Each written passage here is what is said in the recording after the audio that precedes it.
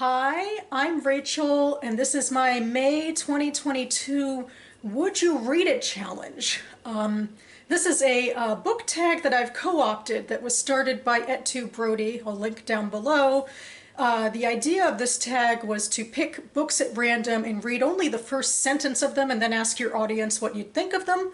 But then I thought that was too small, and I wanted to go for the first couple of paragraphs of some books in contention to give more of a taste. And then I decided to make this into a thing, as I do make things into video series. So I have decided each month I've been going further back in time and looking at a year in my reading, like a bird's eye view of my reading, where I look at 12 books that I read that year, going for the first book of the month. Yeah. And this month I'm up to 2016 in my reading, and I figured I would share the first couple of paragraphs with you and then share how I grouped them on Goodreads. I have my own sort of, labels on Goodreads about how I classify things, and then give some parting thoughts. And I'd love to hear from you about what you think of these books as well. But without further ado, I'm going to get to it. I am lower on this battery than I would like, and this sort of tag tends to take a while anyway when you're talking about 12 books. So here we go. Starting with January. On the night of the riots, I wasn't the only one who ran for the shuttle bay. As I pressed across the frozen pastures, my hands balled into fists, my feet bare against the cold ground, I was joined by throngs of people. Citizens, their gazes drunk, dizzy, and crazed, spilled out from the districts in the fields, clamoring for the aft lift. That day, my wedding day, the day we arrived on Zahava, was supposed to be a festive one. The citizens had been saving up their rations for weeks, stockpiling bottles of wine so that they could drink from the first moment dawn cracked until the planet was stained black by the darkening night. But the planet never went dark. Instead, Zahava twinkled and glinted in the dome glass like a second sky. Lights. The northern continent was scattered with lights, clustered around the black oceans like gilt edging a page. These lights could only mean one thing: people. There were people on our planet, the planet we'd journeyed 500 years to find, the planet we'd been told would someday be our home. And that was from Starbreak by Phoebe North, which I classed as speculative fiction. February. Gregor stared in the bathroom mirror for a minute, steeling himself. Then he slowly unrolled the scroll and held the handwritten side up to the glass. In the reflection, he read the first stanza of a poem entitled The Prophecy of Blood. As usual, the lines made him feel sick to his stomach. There was a knock at the door. "Boots has to go," he heard his 8-year-old sister, Lizzie, say. Gregor released the top of the scroll and snapped it into a roll.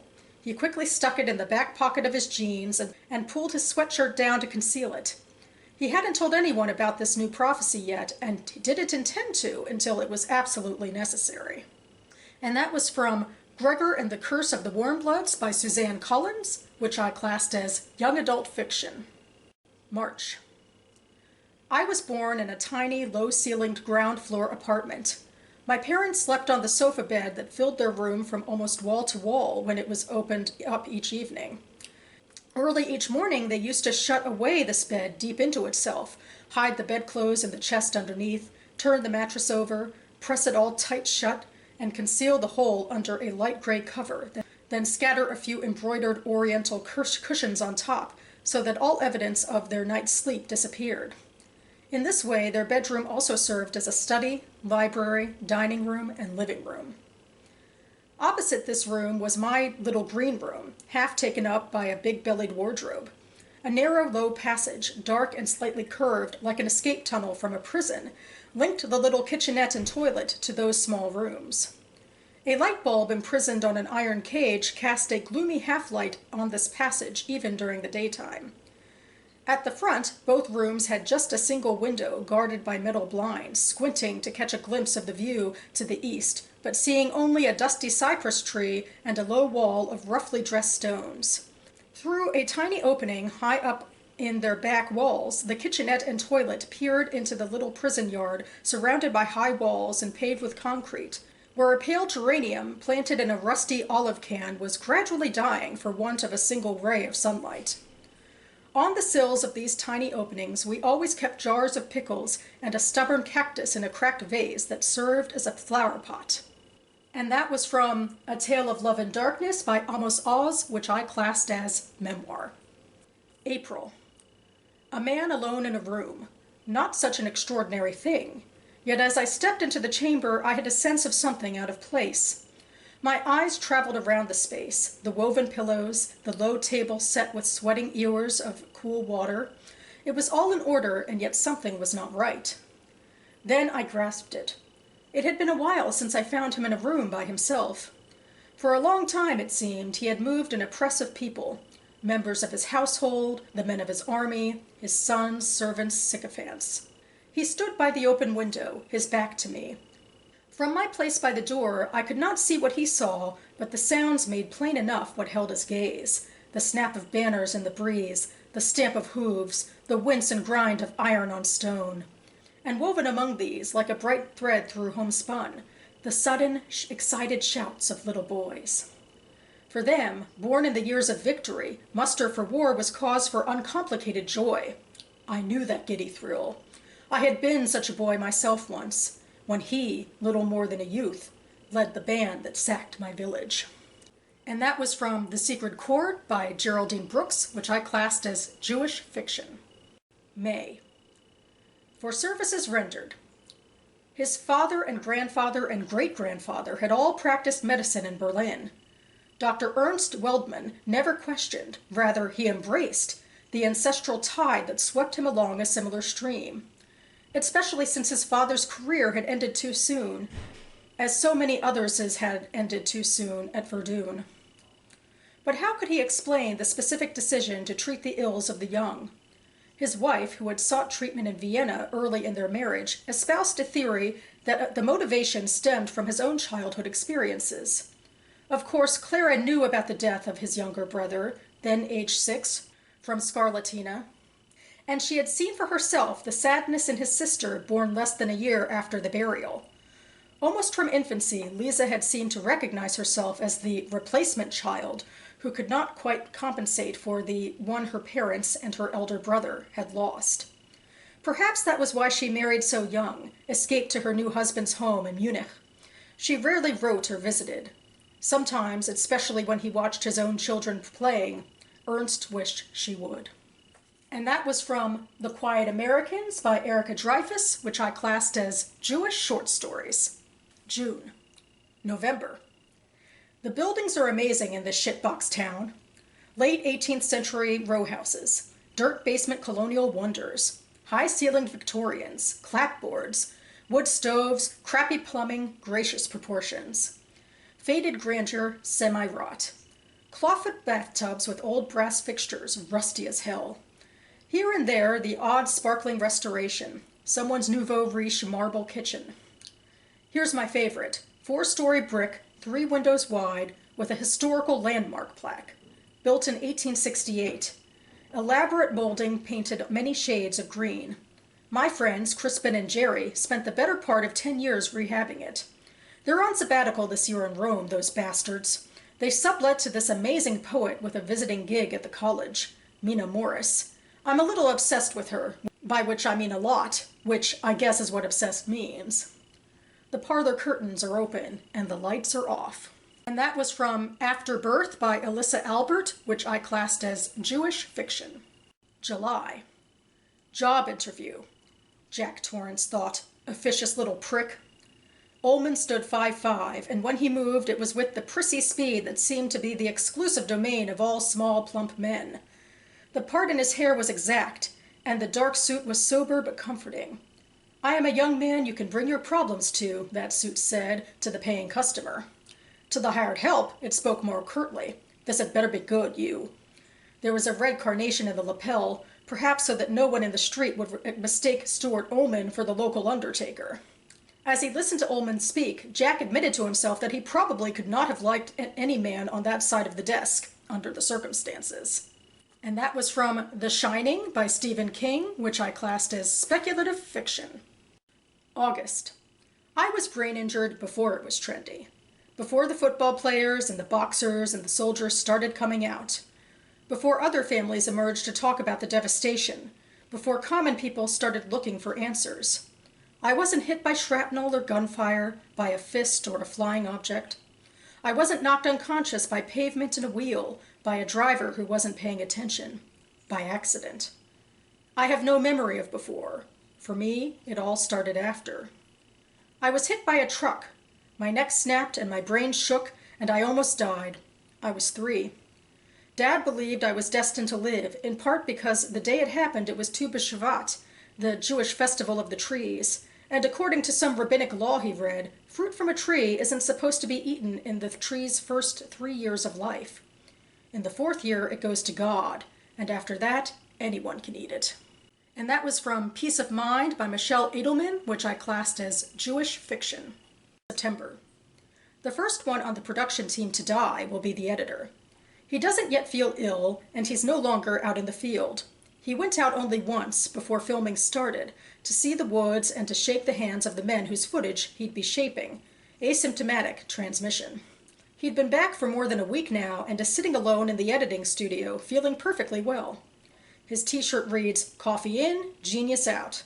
He taps a key and images flicker across the 32-inch screen dominating his cluttered workstation. The opening credits. A flash of leaves, oak and maple, followed immediately by an image of a woman who described her complexion as mocha on her application, and aptly so. She had dark eyes and large breasts barely contained in an orange sport top.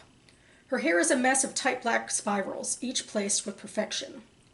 Next, panoramic mountains, one of the nation's northeastern glories, green and vibrant in the peak of summer. Then, a rabbit poised to bolt, and, limping through a field, a young white man with buzzed-off hair that glints like mica in the sun. A close-up of this same man, looking stern and young with sharp blue eyes. Next, a petite woman of Korean descent, wearing a plaid blue shirt and kneeling on one leg. Behind her, a tall, bald man with panther dark skin and a week's worth of stubble. The camera zooms in. The woman is skinning a rabbit. This is followed by another still, the man with the dark skin, but this time without the stubble.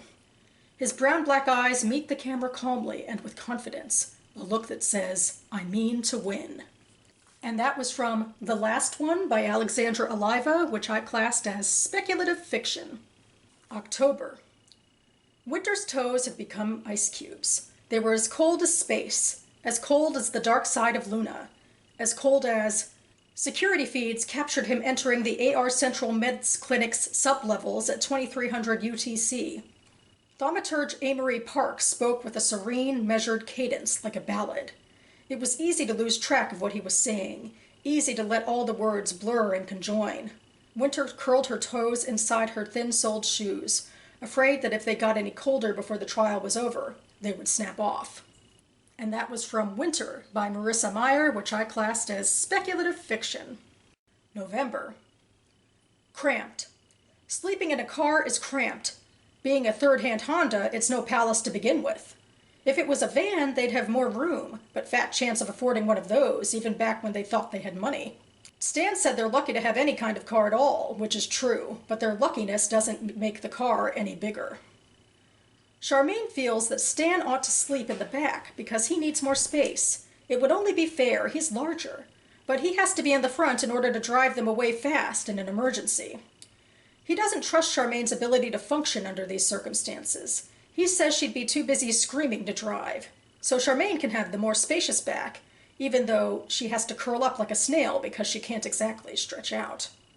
And that was from The Heart Goes Last by Margaret Atwood, which I classed as speculative fiction. And finally, December.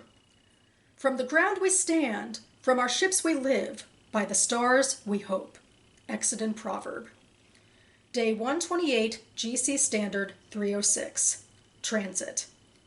As she woke up in the pod, she remembered 3 things. First, she was traveling through open space. Second, she was about to start a new job, one she could not screw up. Third, she had bribed a government official into giving her a new identity file. None of this information was new, but it wasn't pleasant to wake up to. And that was from The Long Way to a Small Angry Planet by Becky Chambers. So my thoughts. The first one has to do with how much speculative fiction I started each month with. The vast majority of these books, really. And it sticks out, I think, especially because last month, my 2017 reading barely had any. So what do you know? And it was a weird loop, too. The January book I started was a YA spacefaring Jewish book, actually, which was exciting. Some of my first some of my first Jewish speculative fiction, and the end of a duology, which unfortunately I thought fell a little flat.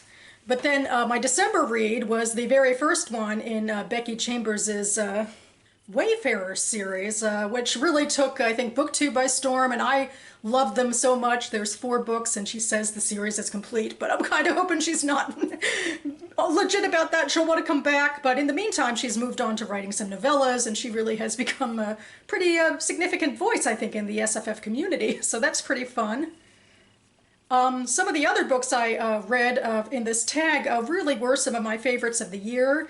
The last one by Alexandra Aliva is the Station 11 comp I liked the most, even though, you know, I think there's some things that are similar and some that are different to Station 11, but certainly that beginning is somewhat similar in that there's a pandemic that takes everyone by surprise. And Aliva starts by talking about the first person to die as sort of a shocker event of, you know, what's going to come. And Emily St. John Mandel did a little bit of that too, of tracking a few people in the very beginning to show how this was a fast-moving pandemic.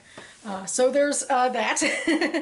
And I gave a little bit more, I think, of that book because I wanted to give more of a feel about what it's about, like that it's about this shocker pandemic moment, but then it's also about this reality show competition, you know, and so we get a little bit of a sense into how that show is being set up. And then there was The Tale of Love and Darkness, which was one of my only non-speculative picks, which was one of my favorite books of the year and really got me into Amos Oz, who was certainly famous of his own accord. I really loved that book and how he related to his parents and just the emotionality of his formative experiences and what life was like, especially for his mother, who was a major focus of that book. Of course, the most famous book I mentioned in this whole tag had to be The Shining by Stephen King, and I really did enjoy that opening. I enjoy, you know, Jack Torrance's caustic nature, and I am also of the opinion that I'm not a huge fan of the Stanley Kubrick movie, kind of like Stephen King says he isn't too. I enjoyed the book more than I feared I might, I watched Stephen King, I think, co-wrote like a mini-series in the 90s that was a little more true to giving Jack a little more dimension and not throwing his wife under the bus completely, which was nice. I think I might just stop it there, especially since I am really running way out of battery right now. So with that, I will wrap things up and say you can find links to my Goodreads reviews if you'd like more information about these 12 books listed down below. And yes, thank you so much for sticking with me, and I would love to hear your thoughts about these books if you've read them or not. I will be back in the next couple of days for more recent reading for a Friday Reads update, so stay tuned for that. It has been really fun to look back on my reading in a nostalgic way and read the first few paragraphs. Oftentimes I feel like they're kind of, you know, slow moving and, you know, it takes a while for the prose to warm up, although I guess with speculative maybe things move a little faster with these particular books. Yeah, it's just really fun to look back on what I was reading back in the day. So yeah, thank you for sticking with me for that, and I'll see you next time.